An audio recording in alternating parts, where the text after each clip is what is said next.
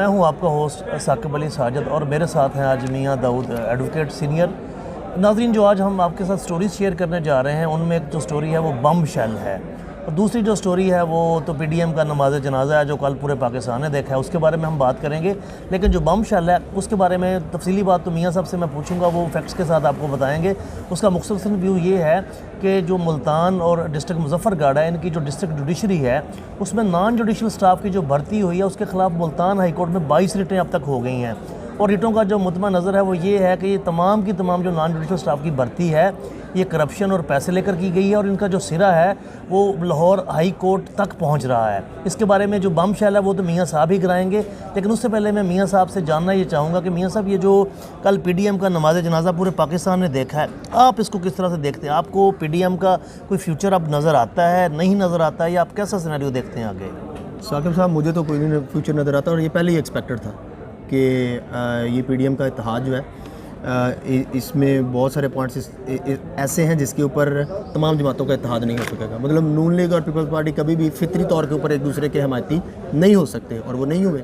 कल के इजलास में आपने देख लिया, क्योंकि आपकी ज़्यादा करंट अफेयर के ऊपर और पॉलिटिक्स के ऊपर नज़र होती है। बड़े तरीके से पीपल्स पार्टी ने अपने आप को साइडलाइन किया और शर्त वो लगाई है जो PMLN के लिए नामुमकिन है। तो अब तो इसको पूरा पाकिस्तान जो है वो बिल्कुल इसी नज़र से देख रहा है, यही लफ्ज़ बोल रहा है जो आपने बोला कि ये पीडीएम का कल बेसिकली जनाजा निकला है और इसके अलावा इसकी कोई हकीकत नहीं है। अब हर एक के अपने अपने रास्ते होंगे, देखें आगे मुस्तकबिल में वो अकेले के लिए अपनी सियासत करते हैं, इकट्ठे लॉन्ग मार्च करते हैं, या कोई और जो है वो कौम का वक़्त ज़ाया करने की कोशिश करते हैं।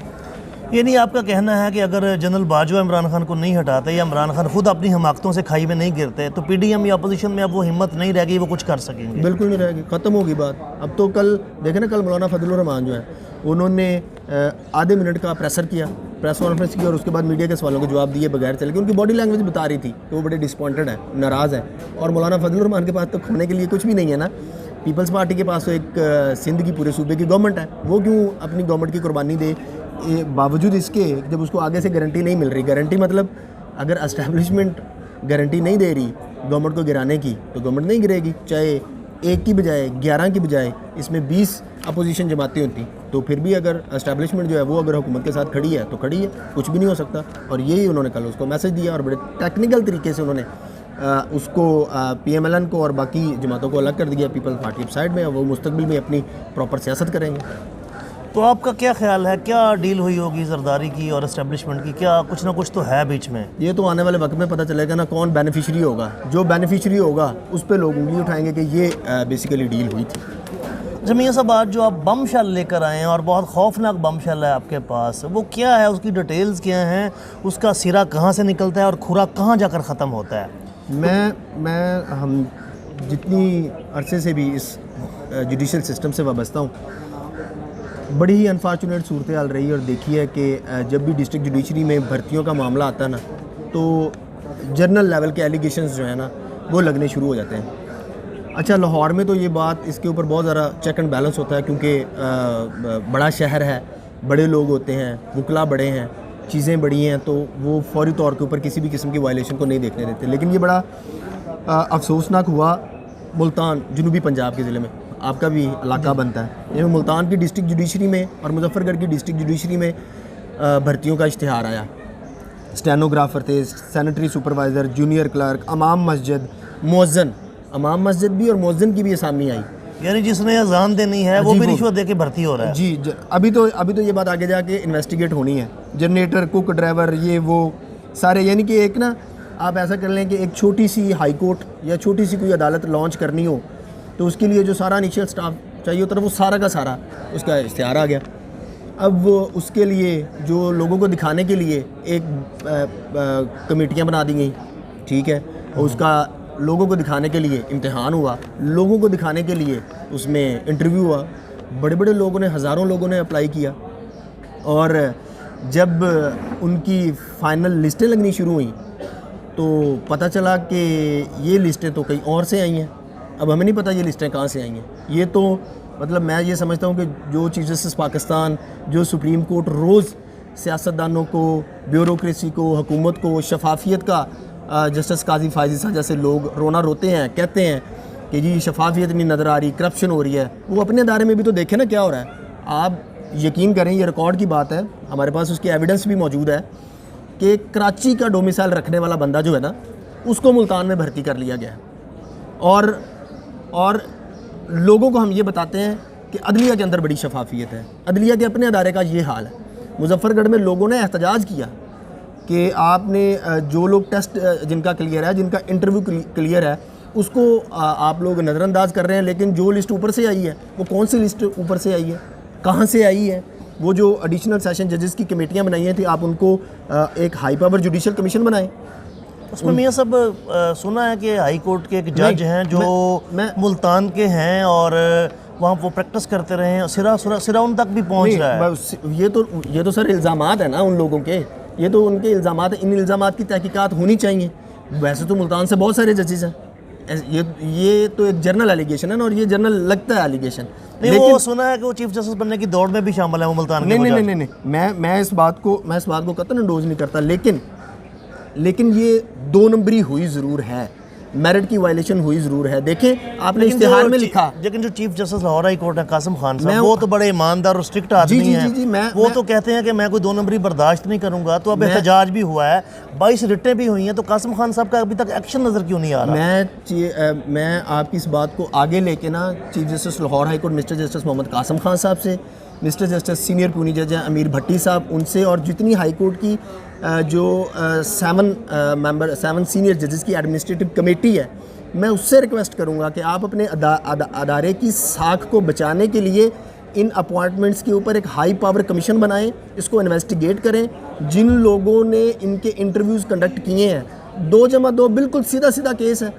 आपने जब इश्तिहार में ये बात लिखी है मुल्तान के में भर्तियाँ, unfortunately chief justice Lahore high court Qasim Khan साहब भी मुल्तान से हैं, और जो सिटिंग सेक्रेटरी हैं कानून बहादुर अली खान साहब, उनका भी सुना एक साहबजादा है, वो वहाँ पे प्रैक्टिस करते हैं, उनका भी नाम बीच में आ रहा है। खैर, मैं ये बात कर रहा था कि मुल्तान की इश्तिहार में आपने दिया कि जी मुल्तान का डोमिसाइल रखने वाला एलिजिबल होगा, वहाँ पे आप कराची का बंदा डोमिसाइल रखने वाला बंदा भर्ती कर रहे हैं, और आप फैसलाबाद का बंदा भर्ती कर रहे हैं। कराची और फैसलाबाद के जो डोमिसाइल वाले लोग हैं, अगर वो किसी सीनियर जज के रिश्तेदार दोस्त हों तो इतना तो फिर हक बनता है। लेकिन अगर वो मेरिट पे नहीं आए तो वो नहीं भर्ती हो सकते। इन्हीं चीज़ों की तो वो बाहर वहाँ पे मुल्तान में देखें, जिन 22 रिटें हो गई हैं, 15 रिटें हो गई हैं, और उनमें कोई तकरीबन 30-40 के करीब पटिशनर्स बन गए हैं। वो सारी पटिशनों की आप स्क्रूटनी कर लें तो आपको पता चल जाएगा, दूध का दूध और पानी का पानी हो जाएगा। और सबसे सादी बात है, सुप्रीम जुडिशल काउंसिल को, हाई कोर्ट की जो एडमिनिस्ट्रेटिव कमेटी है, उसको इस बात का नोटिस लेना चाहिए, देखना चाहिए कि ये जो डोमिसाइल, बाहर का डोमिसाइल था, वो बंदा क्लियर हुआ किसने किया, जिसने क्लियर किया वो रिस्पॉन्सिबल है, उसका बयान रिकॉर्ड करें, वो आपको बता देगा कि उसको किसने कहा था इस बंदे को रखने के लिए। टेक्निकली तो बाहर के डोमिसाइल वाला पहले मरले में रिजेक्ट कर देना चाहिए था। ये आम बात है। आपने लोगों का मजाक उड़ाया, वहाँ पे कितने हजारों लोगों की आपने उम्मीदें ले रहे हैं। वो बेचारे अपनी डिग्रियाँ मेरिट पे लेके टेस्ट दे रहे हैं, इंटरव्यू दे रहे हैं, और इंप्रेशन क्या जा रहा है, यार भैया वो फ्रॉड था, वो पढ़े लिखे लोग कहीं चले जाएं, जिसका कहीं ताल्लुक नहीं है, जिसकी कोई सिफारिश नहीं है, उसको नौकरी नहीं मिलेगी। वहाँ पे एक अल्ताफ़ भट्टी साहब हैं, अब कोई लोग बता रहे हैं वहाँ के कोई 20 से ज़्यादा बंदे हैं जो उस एरिया की डिस्ट्रिक्ट जुडिशरी में वो अपने रिश्तेदार भर्ती करवा चुका है। भाई उसके पास कौन सी रॉकेट साइंस है, सिर्फ उसके रिश्तेदार ही काबिल हैं, बाकी उस जनूबी पंजाब में कोई बंदा, कोई बच्चा, कोई जो है वो अल्ताफ भट्टी साहब का सिरा किसी हम कोई जर्नल एलिगेशन नहीं है। ठीक है, सुप्रीम जुडिशल काउंसिल को इस बात का नोटिस लेना चाहिए, वरना लोग इस बात को मतलब एक्सप्रेसिवली जो है वो कहेंगे कि जी आपके अपने अदारे में तो इतनी मेरिट की खिलाफ वर्जियाँ हो रही हैं, तो आप बाहर के लोगों को क्यों कहते हैं। देखें, तो अब आखिर में ये बताएं आप मुझे मियाँ साहब कि आप समझते हैं कि जस्टिस कासिम अली खान जो chief justice Lahore high court, उनको क्या एक्शन लेना चाहिए इसमें, ताकि जो लाहौर हाई कोर्ट की तरफ और इस भर्तियों पर उंगलियां उठ रही हैं, कम से कम वो जुबानें खामोश हों, और अदलिया की जो सेंसिटिविटी है वो तकद्दस जो है ना वो पमाल ना हो। मैं ज़ाती तौर पर ये समझता हूँ, क्योंकि chief justice Lahore high court पूरे सूबे की डिस्ट्रिक्ट जुडिशरी के, एडमिनिस्ट्रेटिव जुडिशरी के हेड होते हैं, और एसी कमेटी भी उसकी एसी कमेटी को वो हेड करते हैं। मैं ये ख्याल करता हूँ, मेरी ये राय है कि एक राइट माइंडेड जज जो है, जो एसी कमेटी का मेंबर नहीं होना चाहिए, उसके पे मुश्तमिल एक कमीशन बनाएं। वो कमीशन इस बात की, हाई कोर्ट के जज पर मुश्तमिल वो कमीशन हो, वो कमीशन उन तमाम जो कमेटी के मेंबरान थे जो जिनके ज़िम्मे था आपने भर्तियां करनी है उनकी वो स्क्रूटनी करें। जिन लोगों को टेस्ट और इंटरव्यू क्लियर किया गया है उनके आप सारे डॉक्यूमेंट्स की स्क्रूटनी करें और उसके बाद इस बात का फ़ैसला करें कि जो मुल्तान के अंदर मेरिट का जनाजा निकाला गया मुल्तान की और मुजफ्फरगढ़ की डिस्ट्रिक्ट जुडिशरी में, क्या वो दुरुस्त है या नहीं। वो जो लोग 15 रिटें हाईकोर्ट में लेके गए हैं वो पागल तो नहीं है, ठीक है। वो जिन लोगों ने मुजफ्फरगढ़ में एहतजाज किया है इन मेरिट की खिलाफ वर्जियों के खिलाफ, वो पागल तो नहीं थे सर। उन्होंने वो अपने आप को समझते हैं कि वो हक पर हैं, इसलिए उन्होंने एहतजाज किया। और आप माजी उठा कर देखें, अब तो ये मामला हमें नज़र ही नहीं ना आता साकिब साहब। इस्लामाबाद हाई कोर्ट में गैर कानूनी भर्तियों का मामला जो है ना, अब वो सुप्रीम कोर्ट ने ओवरटर्न किया और उस वक्त इस्लामाबाद हाई कोर्ट से एक जज सुप्रीम कोर्ट में जा चुके थे, इकबाल हमीदुर्रहमान साहब। क्या मतलब पाए के ख़ानदानी लोग, रवायात के पासबान लोग, सिर्फ जब उंगलियों की तरफ उठी नहीं सर, उठने से पहले ही वो रिज़ाइन करके चले गए। ये लेवल था, लेकिन अनफॉर्चुनेटली लेवल अब की बात है। अब नहीं हमें वो चीज़ नज़र आ रही। अब वो लेवल नज़र नहीं आ रहा। अब वो हमें लेवल जो है वो नज़र नहीं आ रहा। तो ये तो मियाँ साहब बड़ी बदकिस्मती की बात है कि अगर कोई आम सरकारी इदारा है उसके खिलाफ एहतजाज करते हैं लोग, गैर कानूनी भर्तियाँ होती हैं, आपके पास कोई हल नहीं, आप अदालत में चले जाते हैं। या तो भर्तियाँ ही अदालत में गैर कानूनी लोगों ने एहतजाज भी किया, रिट भी किया, मगर यहाँ तो ना जुम्बश हिल रही है, ना किसी के कान पर जूं रिंग रही है। तो ये किस तरह ये चलेगा निज़ाम? निज़ाम तो बस, और पहले ही जो हमारी अदलिया है या उसका निज़ाम है कोर्ट का, जो क्रिमिनल जस्टिस सिस्टम, वो पहले ही वो लड़खड़ाता हुआ और एक तरह से अब ज़मीन बोस होने के करीब है। हमारी जो रैंकिंग भी आई है दुनिया में जुडिशरी की, वो भी 100 के बाद ही को नंबर आता है। इतनी अच्छी नहीं आई। देखें ये जो रिटें हुई हैं मुल्तान हाई कोर्ट में डिस्ट्रिक्ट जुडिशरी में अपॉइंटमेंट के खिलाफ, इनको इन पे रख के अब फौरी एक्शन होना चाहिए। जो जिनको अपॉइंटमेंट लेटर जारी किए जा रहे हैं अंदर खाते, वो फौरी तौर पर स्टे करने चाहिए, रोकने चाहिए। जब तक इस मामले की इन भर्तियों की तहकीकात नहीं होती तब तक किसी को ज्वाइनिंग लेटर नहीं देना चाहिए, वरना लोगों का अदलिया पर पहले ही एतमाद बड़ी तेज़ी के साथ कम होता जा रहा है इस तरह के ही फैसलों और इक़दामात की वजह से।